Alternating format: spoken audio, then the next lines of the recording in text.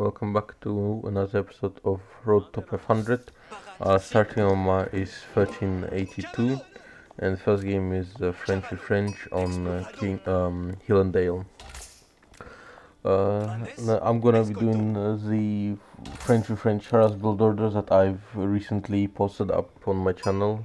I'll go probably in a bit more depth in that video, so if you wanna have a look at that build order, suggest looking at that.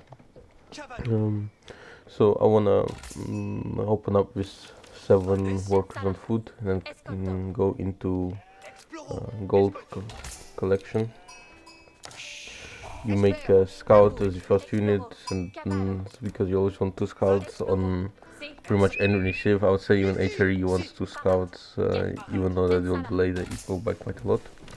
Then your first produced worker will go on to make a house, use back to food, and start the gold collection up until you have 4 gold collectors.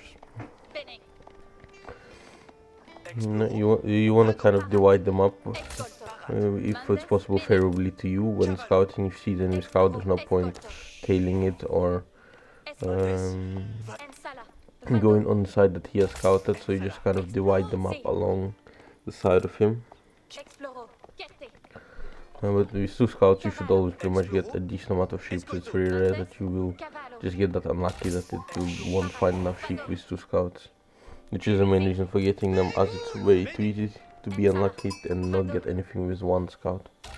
And this again is what I was talking about in terms of splitting along the scouts. Here I'm able to go inside his base and collect a few more sheep that would have probably went to him otherwise.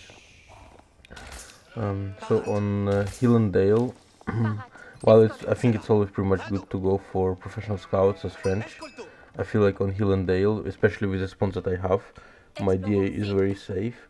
So I'm thinking about not going for professional scouts. You don't lose much of night production, or any night production for that matter at all, by not skipping professional scouts. But perhaps I could go into a second stable a bit faster in that case.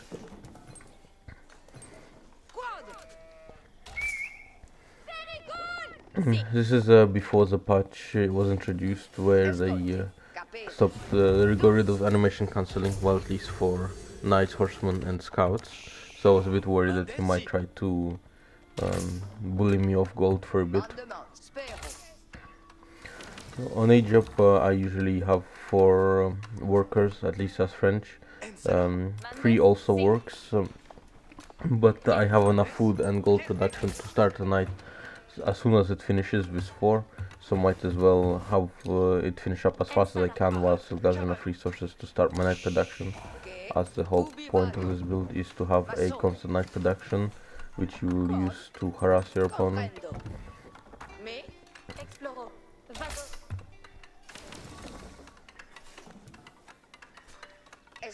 You constantly want to be scouting your opponent as well. I can see that his landmark is going up a bit slower, and that he has 3 on his age ups. I removed 1 from my age up, mostly because I feel like I was lacking probably a bit too much wood. I think actually at this point in time I was still considering going for professional scouts, even though I believe I did not end up going for that. So I moved 1 to wood from my age up, since I was not gonna get enough wood before I would be supply stuck. I think I could have avoided that in some other ways, and since his age up was slower than mine, probably would have been better to handle that in some other way.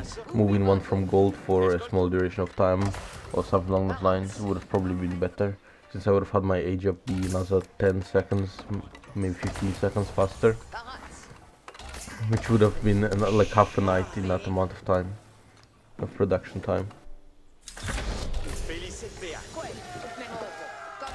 Then I delay my night a bit more after my landmark finishes, which is also not ideal, but so realistically I could have had a night done about now instead of having only been started 5 seconds if I optimized my build a bit, which would have been very helpful given his age up was a lot later than mine.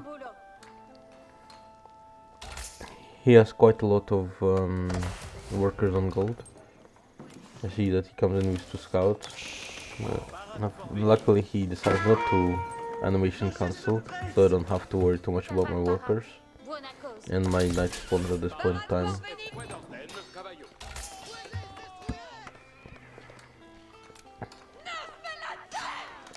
So now our knight production is more or less simultaneous. I will have about 5 seconds lead on my knight, but that's about it.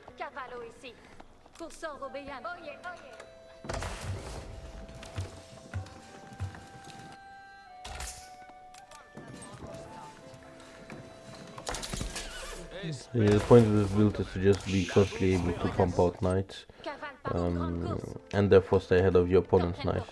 Knights putting a lot of villagers on gold, way more than you would need for one stable production. Or even though I don't believe it is possible to support 2 stable production this early on, there's no other reason for him to have that many on gold unless he plans to go for a very fast age up.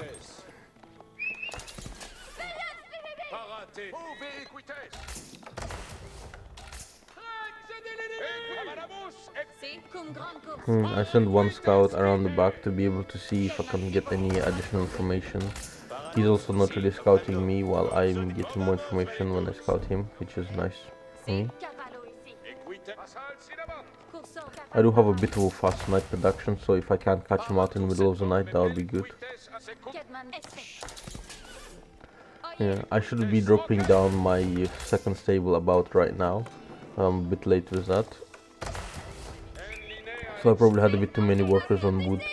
I should not have 300 just yet. I should get 300 around the 8-minute mark, more or less. Because now I get a stable and the barracks. But a stable and a blacksmith. But my blacksmith seems to be a bit early in my opinion.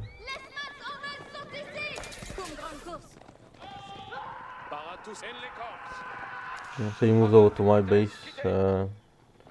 I have 2 knights defending, so I wanna see if I can run by into his base with my other knights. If he is moving out, which he is. My other knight will spawn shortly, and then there'll be 3 with 3 knights, while he does not have that defending at home. I don't lose anything while we both lose mining time, but neither of us lose any knights. He has both of his scouts on this side of the map.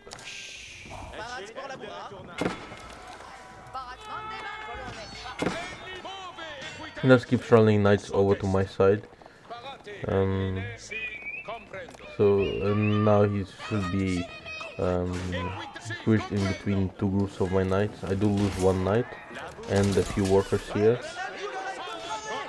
I also mismicro my workers instead of moving them back. This has not been the most favorable trade.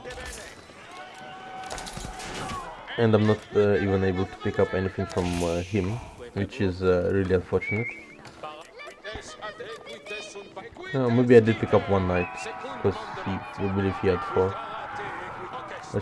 Since I have still 1 scout on the back of his base, I wanna use that and start making run-bys. I'm running a bit low on gold, which actually my opponent is not. I see that he also had a barracks and a stable. I don't remember when I actually spotted that stable, but if that stable was up very early or before the 6-minute markish, then it was kind of a waste, as you cannot constantly produce out of that.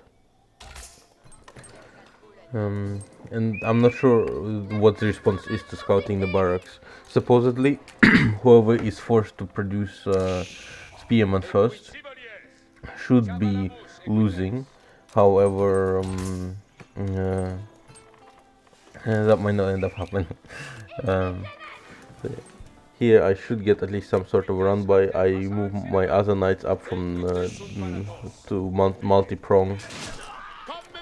I get a few workers, I believe more than he did when he attacked me. He did a nice micro trick, well at least I assume so, could have been accidentals off. I pick up chivalry upgrades so my knights heal. And he scouts out my approach from the front. He has quite a few knights, I believe even more than I do. so I need to be careful and use my home advantage of knight spawning faster than his eye if he wants to fight me on my side of the map. I don't know if I'll even have enough knights by the time he arrives on my base, but I haven't quite seen a blacksmith from him just yet, so which I really should check on his knights if they have a +1, but if they do not, I should be able to take this fight if he does not have +1. I do have to pull out from gold, since I will not be able to hold until all of my reinforcements arrive. Now I could have also used this opportunity to continue run by him instead, but I was scared that he would just do too much damage if I were to not come back. So that's a nice charge connection. I'm not sure, to be honest, when I should be transitioning to third stable. I believe I have enough resources to support the first stable, so that's why I added it. But I don't actually know the perfect timing for it. He starts to split his units, I guess, so I maybe go for a run by with the other path. I'm not sure why he does that, and it just causes him to lose a few knights, and doesn't really achieve anything. Now I should have the knight lead by some amount, and so I really should start doing more and more run buys. I should send a large force probably from the front and a few on the back or on the berries. Since I didn't go first in scouts, I'll have to reposition some of my workers in a more dangerous exposed location, but at this point I should have somewhat of a map control. At least I believe that I do have a map control. He has quite a few spearmen built up, and it makes me believe that I should be in a good spot, given that I have a way larger number of knights comparatively to him. I'm setting up a run by. I'm gonna not go for it since he's moving out, I think. I'm not actually sure, because I think I'm gonna need every single knight if I wanna take this. But doing this nice, with a home advantage, I will be able to rally out knights to face this. Instead I end up killing a few of his scouts, or by a few I mean one. This fight goes pretty well for me, as I charge into the knights, and then only afterwards he moves the spears, and he does not have that many spears to actually do enough damage to me, so I'm able to win this fight. Well, at least not lose it, I guess. Again, this is still before the part where animation constantly got taken out, so you can animation cancel to get a bit of an advantage.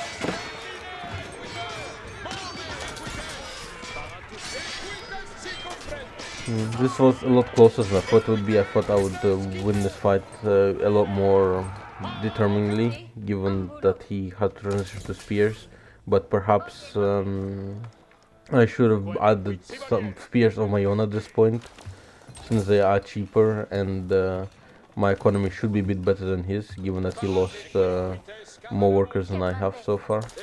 I saw his scouts taking some ideas, so I'm gonna try to move to intercept them. I also don't want to take too many fights versus him now, given that my knights are very low at this point in time. I want, well, at least some of them, I want them to heal up. I'm able to kill both of his scouts, which is really nice for me.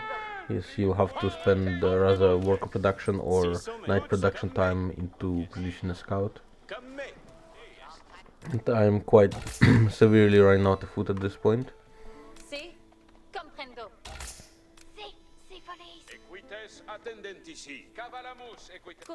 You see, he has a very large chunk of army, which I wasn't expecting, to be honest, and he has probably a larger number of knights than I do, and a larger number of spearmen, obviously. I throw down 2 archery ranges, but probably maybe they should have not been archery ranges, but rather towers or 1 spearman production building with 1 barracks, because I don't have the food right now to keep up even my knight production, so the archery ranges are probably a bit useless. It probably would have been better to just throw down 2 turrets and fill them up with other workers on night, depending on what happens. He has barely just a smaller number of knights than I do, but has a bigger supply count than I do.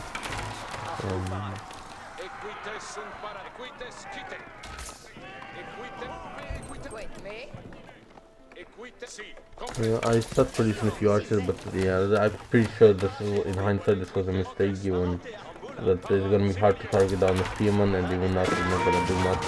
I decided to take this engagement, which again was probably a mistake. I still have a large number of knights, so if he tries to run in, I should be able to defend against that with my own knights, and just have things loaded up into the main building to defend against the spears.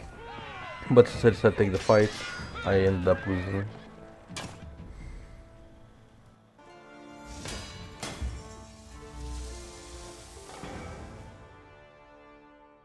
The second game going to be Mongol versus French on Mountain Pass. I haven't played much Mongol in general. I've been recently learning it on my Smurf account, and I really enjoy playing Mongol with the Silver Tree. So on maps like these, like Mountain Pass, Silver Tree is a lot more viable than some others. So I like to play Mongols here. Now, already very obvious mistake that I made. It would have been way better to park my TC in between the wood and the gold. I was just playing very late at night, so I wasn't thinking straight quite often, obviously. So that's yeah. That would have saved me 100 wood in the future, and as well make it a lot safer for me to mine gold. With Mongol, I don't go for a second scout with my build order, especially in a scenario where I cannot get gold without building a gear. I like to do the opener with the pasture. I do not have a proper build for this, I just do it kind of off by ear, so I would not recommend copying what I'm doing, since it's mostly just me doing things more than like an actually calculated build order like some of my other build orders, or French or Chinese. I thought about moving to TC, but decided it was not going to be a good idea. And also I was not able to put it back up where it was, so now it's even in a worse position. This is not the best game to start off with. I was a bit triggered from my last game, so I was playing very obnoxious and annoyed. Especially given that there was a huge mistake I already made this game with the gold placement. So I'm gonna go up to 100 wood, then only leave 2 on wood, while the rest start collect the 2 on gold and the rest on food. Building the pasture next to the uwu makes it so that they should produce faster, so that's gets you nicely settled into economy with a constant sheep production of 1 minute 20. I want to scout around to see if there's any additional holes in the walls, and on this map there are. I don't know if this is just a thing for 1v1 or just been getting really unlucky, or just weird seeds on my maps, but I've been constantly getting 3 to even 4 openings on Mountain Pass lately, so it feels more like playing Lipanese than Mountain Pass, but that's that. So yeah, my goal currently is gonna go up with a silver tree, and then just try to build a very heavy market economy, and win that way. So it's very important to go around and scout the all of the Million Crossing to see every possible location that can be crossed through.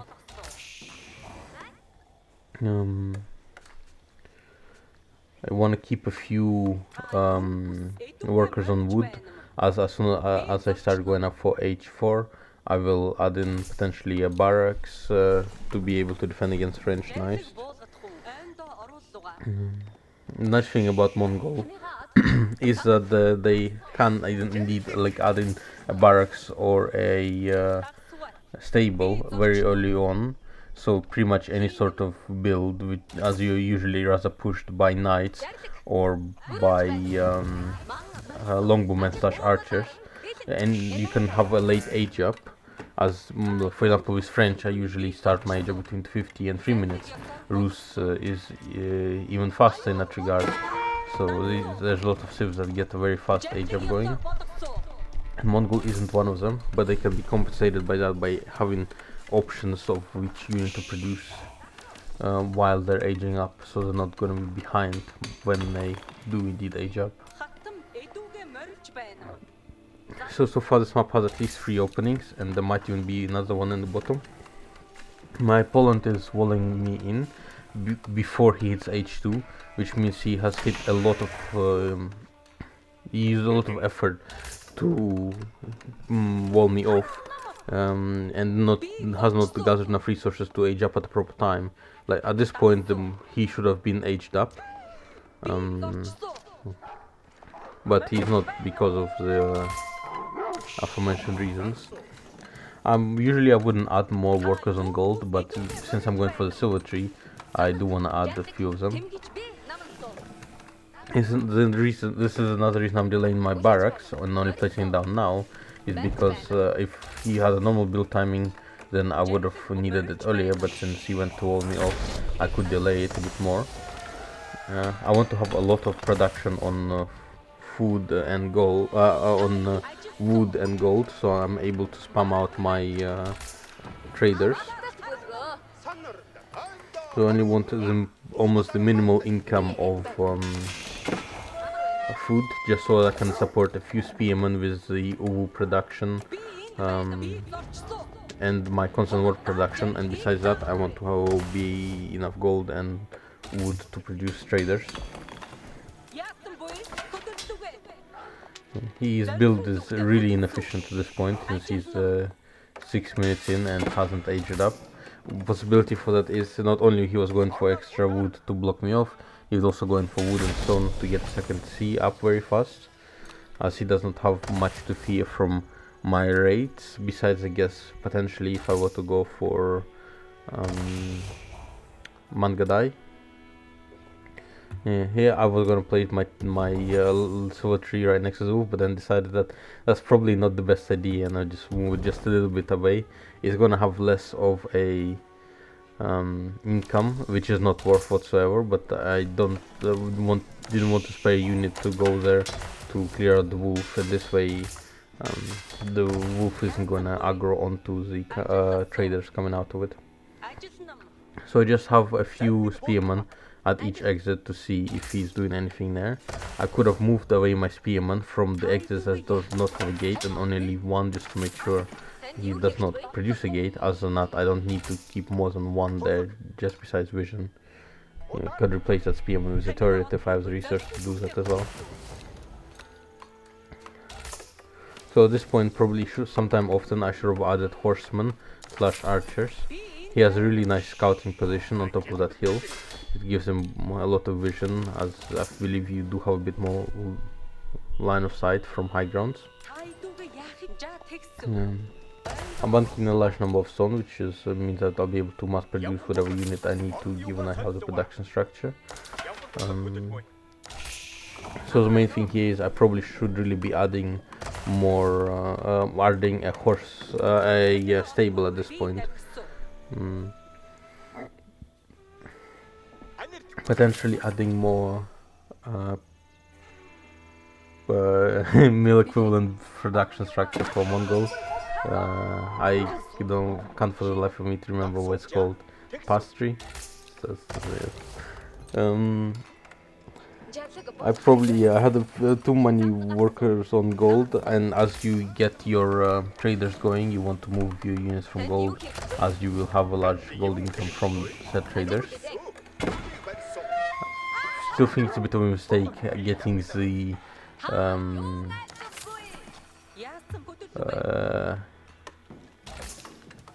pasture, there we go, getting the pasture before stable, as I have no scouting information and I don't know what he is doing.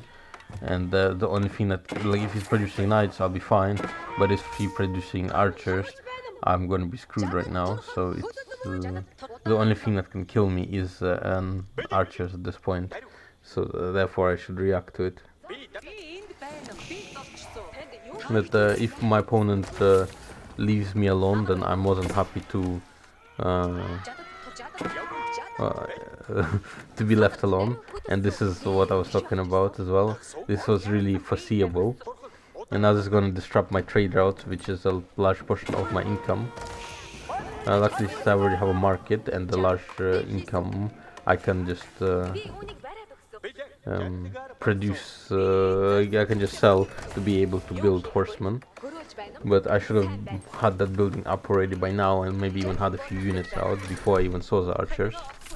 Luckily, my opponent, at least so far, hasn't trampled too much on my trade. There was no real need to move the trade as I was carrying gold away early, so that was a loss of one caravan that could have gotten gold back. Now can start mass producing horsemen. I'm gonna add the second one, which I think is fine given that he has such a head start. I don't think it's too much of a problem that yeah, I can afford to do so. Now that I have a very good gold income, I don't need anything on gold, which allows me to also move my gear to collect wood now instead. So my main plan is to just try to get my eco as high as possible and just let my opponent try to leave me alone. And if you put basically, if I don't die, I feel like I'm in a really good position as long as I don't die. I don't want to lose my traders for free, so it's better to to make sure they don't die than have them die for obvious reasons. If they lose a bit of gold income, it's painful, but not having to rebuild them is way better. With my constant night production, with my constant horseman production from 2 buildings, I should be pretty alright against archers. He has a few knights over, but I should still have enough spearmen, at least somewhere, to deal with them. I'm able to force back his archers back. My economy is a bit in shambles. I do not have enough food production. I don't have enough pastures currently, and my trade has been disturbed. I'm able to push back his archers and kill a large number of them, which is nice, but I really need to get my trade back up as well as get some more food income. It is quite difficult to fully get back your traders to trade, as you cannot just do it with Control F1 or whatever key you are assigned to collect all workers, idle workers. So at this point I should add 2 or 3 more pastures, I would say. It would be really nice, just so I can have a nice supply of food that I don't need to worry about. My trade wasn't disturbed that much. It was only delayed, and I only lost 2 or 3 traders, which is not too much in greater scheme of things. Now I'm gonna add in some more pastures, which is really nice. I have a very excess number of horsemen, so if I can just go for a run by with my horsemen, be annoying towards him, because whatever I do to force him to not fight me is good for me. If I can just distract him to not all in me or attack me, the longer the game goes on, the better I should be, in a better position I should be. This wall is pretty bad for me. If it gives him access to my traders, so I cannot let him wall me off from the market. He has a decent chunk of his army here, so that's good information. Probably means that he does not have many units next to my traders. I should really turn back my spearman and attack into his knights, while use my horsemen to try and do a little damage.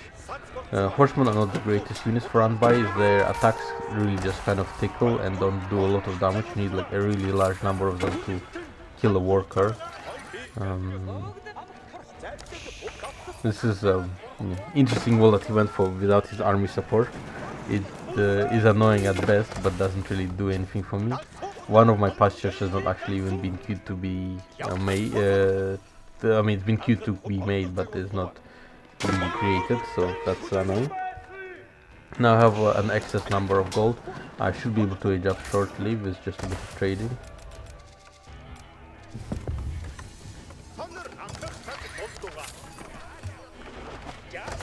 Yeah.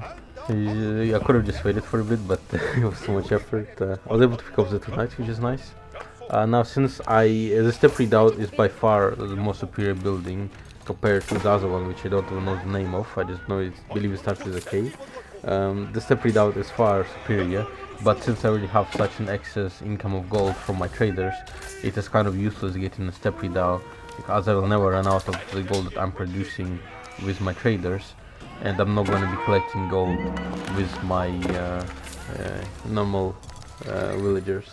Therefore the step redoubt is going to be kind of useless. So as long as this building provides any bonus, which it does, albeit a pretty poor one, it does provide a bonus. You might as well take it over the step redoubt.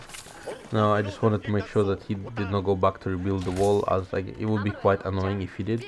So I'm gonna build a tower there so that I have vision over what he's doing. Now I want to be adding. I should have had the blacksmith going already, so I could have had siege being added. It's nice that I can add in now knights, which is going to be very helpful for me. I still want to probably just keep adding spears instead of man-at-arms, as I already will have knights and horsemen to deal with his archers, so that should not be a problem. But his knights could still be quite a problem for me. Yeah, I really should have added at this point a blacksmith, like I said.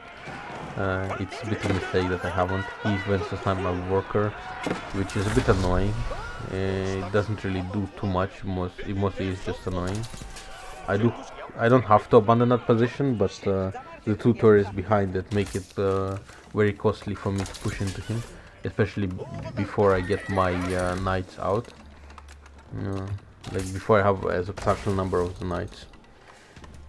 Here I can probably trade a bit up just so I have more food, so I can keep my constant production of units. I cannot push into him, but he also should not be allowed to push into me. He only has a very small number of knights, a bit of a larger mass of archers, but they should not be a problem for me. I am adding in a few man-at-arms, and I think that is a little bit of a mistake. I think I should be focusing more on spearmen at this point in time. I'm gonna Kuralad is the name of that landmark, so I'm gonna move that landmark up so that it actually is useful to me and actually is healing my units and in the place where I want it to be. Only now I'm finally gonna add the blacksmith to be able to have my units produce siege. Yeah, I should really move my units out of range of his harass.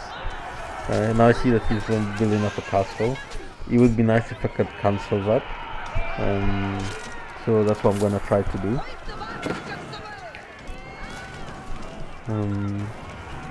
At this point I don't think I really can, but if I can pick up a few worker kills.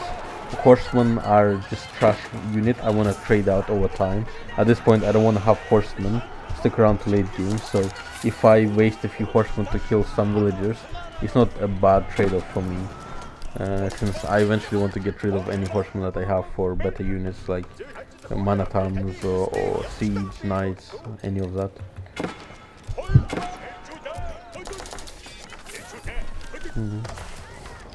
Now especially I want to be able to get some siege out with my units so I can contest his castle and make it easier for myself to defend his pushing. You want to constantly be using the trading feature when you're going for the silver tree, as you'll have always a huge excess number of gold.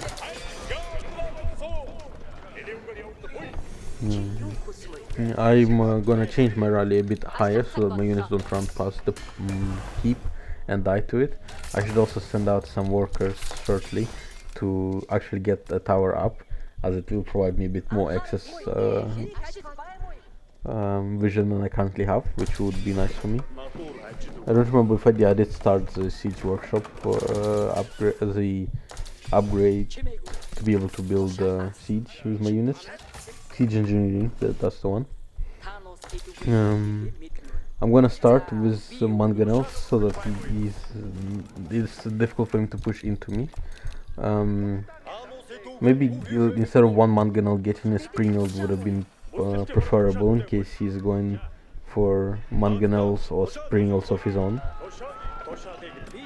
And then I'm gonna slowly start working away with my trebuchets with speed. My main point is I want him to think that I do indeed want to break him. If I apply pressure on him, makes him less likely to push into me. So ideally, I don't want him to actually attack me. I'm more than happy with just sitting back and reaching H4. At this point, my economy is pretty much maxed out. I have around 100 workers at this point in time, so there's no real need for me to be aggressive, as I doubt that he has 100 workers currently. And if he is going for trade, his trade is not going to be as effective as mine. I just get more income from my trade, as well as it's not a lot, but I get a bit of other resources alongside with my trade, both food and wood. And as I will reach H4, I'll be able to get stone as well from building, which is just very beneficial. Since you get full value back on things you can't sold, you just should do that. Trebuchets also are kind of bugged in this game. They have an insanely long range at which they will be clicked on or selected if you box units. So at this point I really just want to sit back. I'm gonna max out very shortly, and after I do so, I just want to go for H4. At this point I'm really close to H4, so maybe I should just stop producing anything and just try to get up to it, as I doubt he has anywhere near close number of supply that I have at this point. No, I'm not sure about me pushing in here. Even if he's even as his keep falls, if it were to fall, as he's much repairing it now. But even if it were to fall, I don't know if I should push. I think that'll be a bit of a mistake. I think I should just try to get to H4 at this point and not to aggress into him. It's yeah. He now has Springals out, which I should be able to do just fine. But I want to make sure my trebuchets don't die. Interestingly enough, the Kunalat, I believe it's called, does indeed heal siege as well, if the Khan is around, which I did not expect. And now I am maxed out, while I'm forcing him to constantly spend wood repairing the structure, and I'm almost up to tier 4. I think he is still like multiple minutes away from tier 4 in comparison. I don't want to particularly lose a trebuchet for free. Not that it would be too bad for me if I do that in speed. This really is just misrallied units, as this will never have had any effect on anything. I'm gonna go with the equivalent age up, as I think I don't even sure what the other one does, but having an additional Uwu which has constant stone production, as well as you don't have to reposition your buildings around, it's just nice to have. At this point I have a decent bank of gold, so now that I hit H4 I should be able to get all of my units, get my veterancy of my units, which is nice. I should get one siege workshop inside the U range, my landmark, for obvious reasons. As the upgrades that you get from the improved upgrades you get from the U are quite strong. I really also should have already started my upgrades for veterancy on my units, because I'm starting multiple upgrades for from university equivalent upgrades from other civs, but yet to start my veterancy upgrades, which is a bit of a mistake. I'm gonna start producing cannons solely out of my siege workshops. And yeah, I'm at this point I believe that I'm very far ahead, and that not much my opponent can do at this point.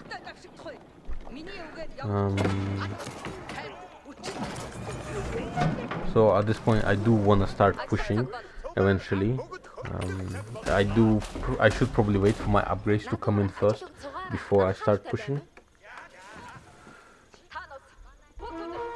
I do have a good food income, so it's not much of a problem in that regard. And my cannon is back up, so now I could start rehealing my units. Okay, I'm gonna move one siege workshop into the range of the Uls to start getting upgrades. I still don't think I've gotten the veterancy upgrade now, did I?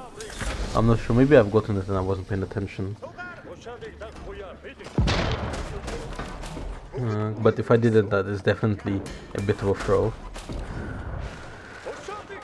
Now a few cannons out, which will make short work of the keep. He is also aged up to age 4, so he probably presumably has a red palace up somewhere, which is gonna be a bit of an effort to deal with. Now for some reason I thought I could one-shot the Springles, so I split my damage. I thought I already had the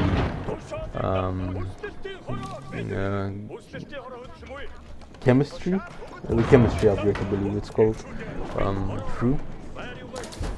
Yeah, I do not have the veterancy as well, which is definitely a mistake not getting veterancy, as it's such a huge buff to your units. It gives you a large amount of HP, some damage as well, and it affects a large amount of your units, so it's definitely an upgrade worth getting as soon as you age up. Now I'm finally gonna finish my turret, just a bit too late in the game.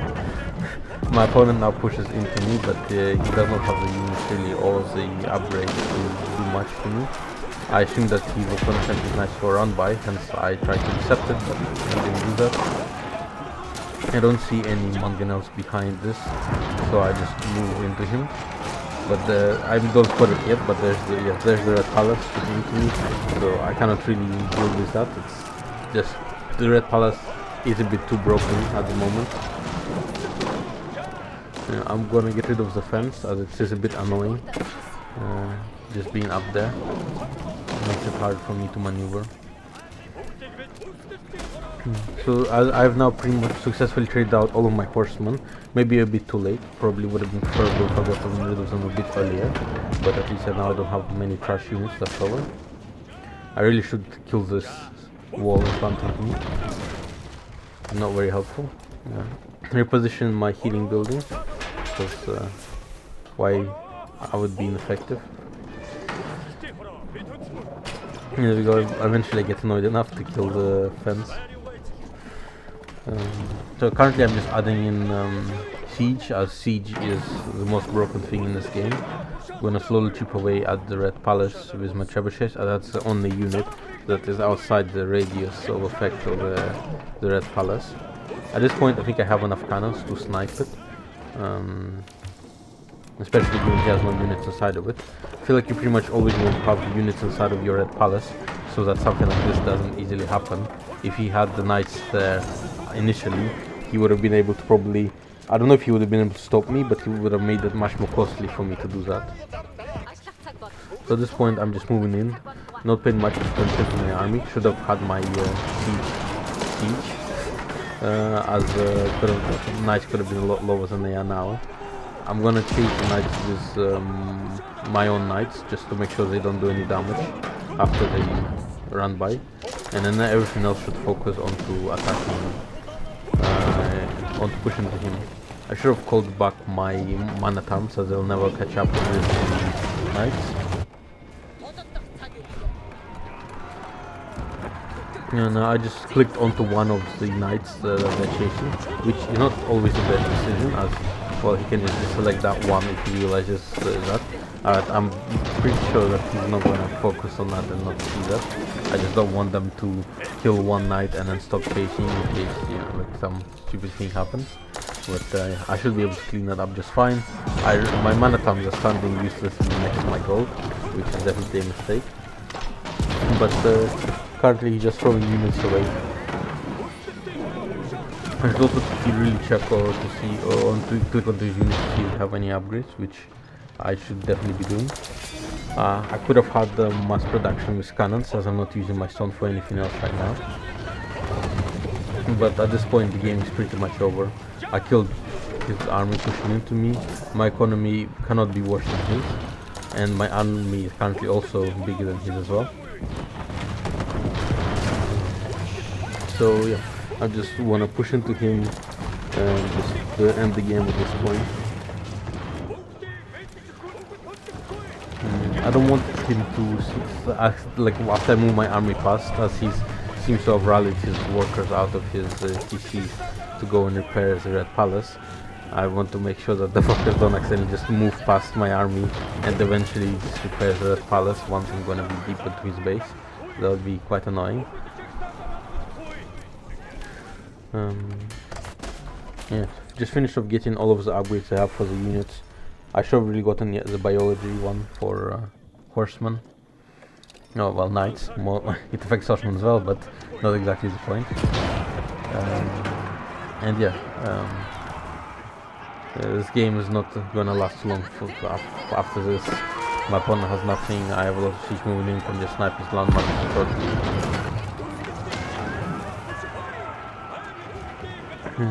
There's not much else to add to that.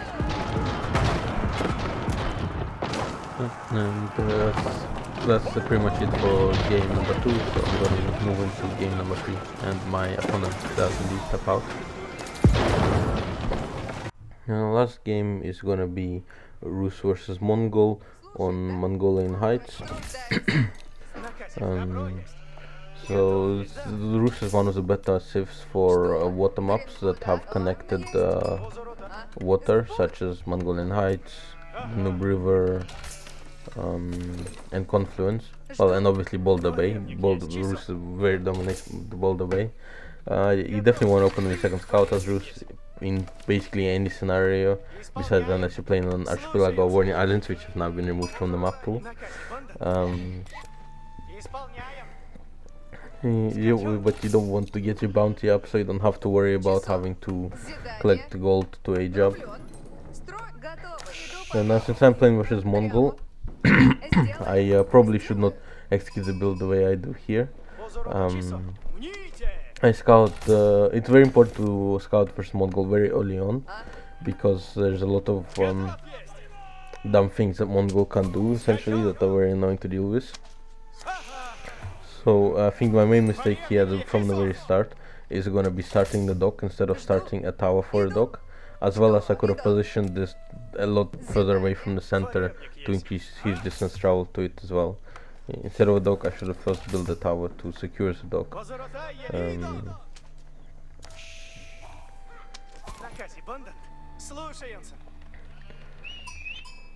Yeah, as I can I see that he's going up for a barracks, so I ended up cancelling my dock, while I could have had a large chunk of my tower being done already. I'm gonna start my own barracks in response, which I mean, I think it's the right response overall, but if I started the tower to a dock, I wouldn't need it as fast. The main problem with Mongol is that they have the fastest production to anyone else. They can speed out units way faster than anybody else, especially in early game, as they get U as the first building structure. The amount of units they can speed out is honestly ridiculous. So I end up eventually going to reposition my dock a bit up north. This time I will build the tower first, but I am already severely behind.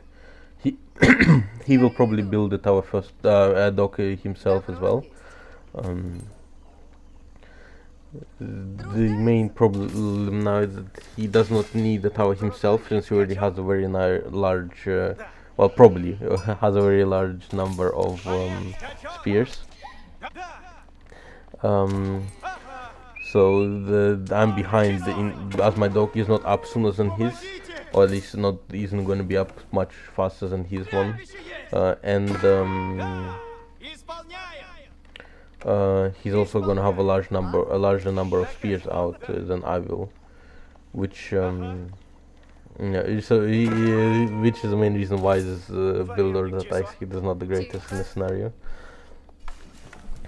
I also haven't gotten too much bounty. I do have enough to go into H2, but I haven't gotten 250, and I am a decent ways away.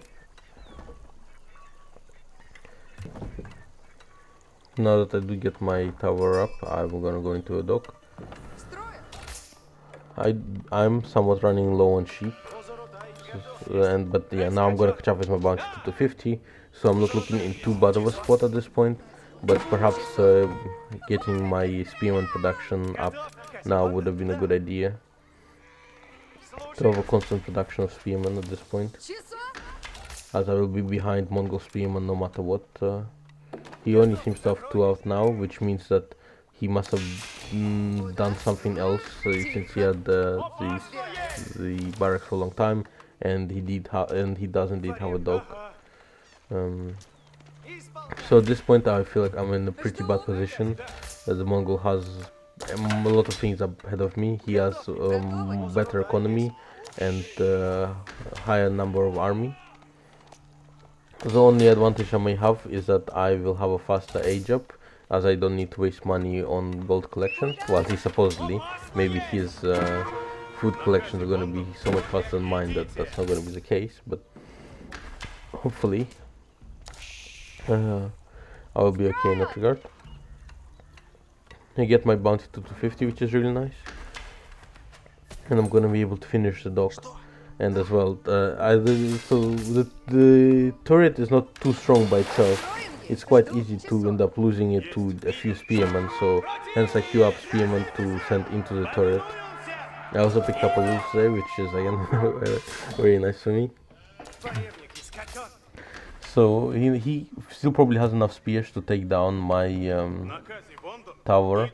I'm gonna keep trying to rally spearmen into it. I'm gonna start producing fishing boats, and now I'm able to age up. Yeah, he has 10-ish spearmen, and he's gonna lose a lot of those while taking down my tower, but this looks like enough spearmen to take down the tower.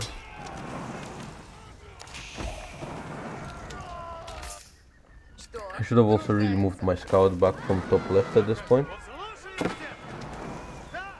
I'm gonna try to distract him so he stops attacking the tower with my spearman, which he does, and if I'm able to save it, that's also really nice. So that's a bit of time that he wasted. I should have had the spearman up higher, up above already. If I had the spearman up with my main army, maybe I could have been able to be a bit more better off, save maybe even, well, not save my tower, but make him more costly for him to kill it. He already lost quite a lot of spearmen to this.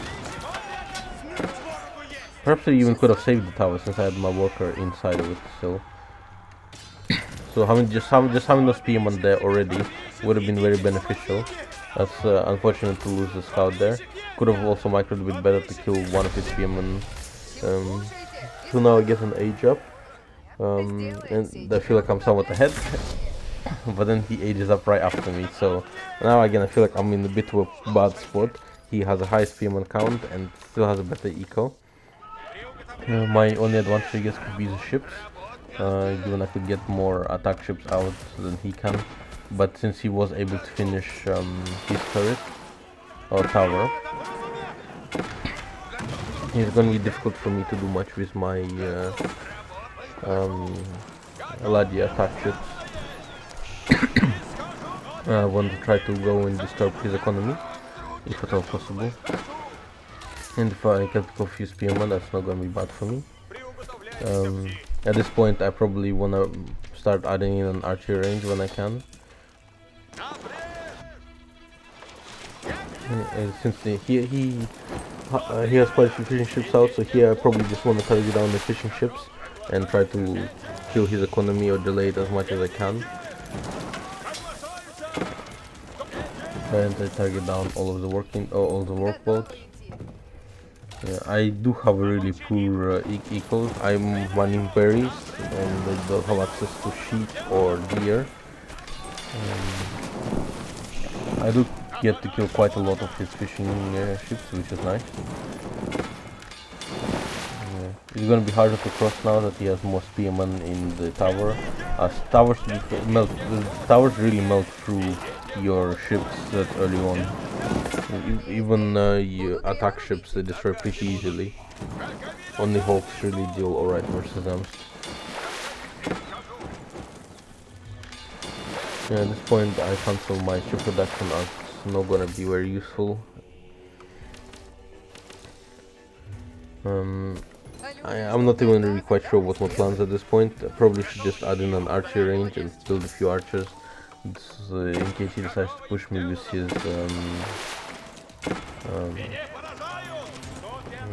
spearmen. I should have cancelled my fishing boat production as it wasn't gonna do much. It's not gonna be able to outkill two of them shooting, and it's gonna waste too much wood to do that anyway. And it's gonna just die right afterwards. So there was no reason to finish it up. Could have had a bit more wood, drop down some more archery ranges faster. He's gonna now isolate me from water. So while we had similar eco now, he's gonna boom from his eco as he's gonna have a fishing dock over me. I have a decent amount of food, so if I maybe go a bit on gold, I can perhaps get a faster H3 timing comparatively to him. Since I no longer have a dock, I decided to pull a lot of my things from wood. I'm not sure why I put them back. I guess because I decided to add archery ranges. I will need a decent wood income because of that.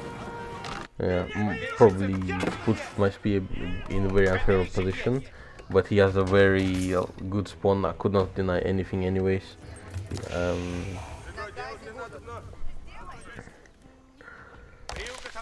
At this point I am very far behind. I don't have good access to food.